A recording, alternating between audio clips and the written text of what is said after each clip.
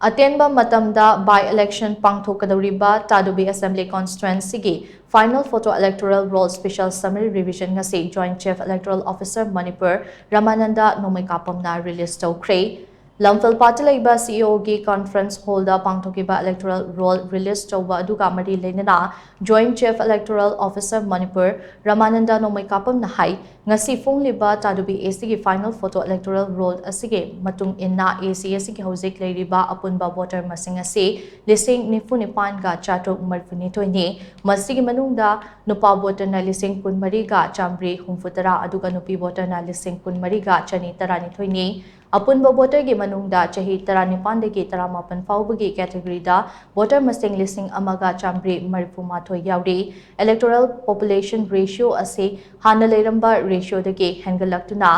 nifu dasme manga amang oire revision manungda anongba voter chamapan marifumathoi enroll tauki masige manungda nupa voter chambri nifumapan aduga anongba nupi voter chamanga kontra nithoi enroll tauki loinana voter yankhai manga amaso electoral roll dagi kakthak ki hainasu mahatna makhata na phongdokhi aduga electoral roll masi akon phongjariba final electoral roll su ikogi CEO gi maikai dagi su state ki recognized or national ki recognized or party singsi da ikoina kuchina ki aduga chamana na ikogi ERO na su mahaki office ta phongda functional or ga leiba political party singda electoral ki kuchina dagi forma da su koi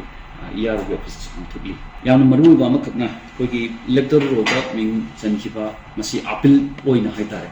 ERO na ming chanlo khotpa ming ha khotpa kakpa correction to gun sing si ERO gi competent authority haitare ERO competent authority oigani kariumba masida pen da grip oiba haitare dumma lebiragadi madu kogi district magistrate natraga district election officer da appeal lama to yani haiba masigi provision ase kogi media gi chinnaw si patham da kogi Tadubi da lebi ba voters in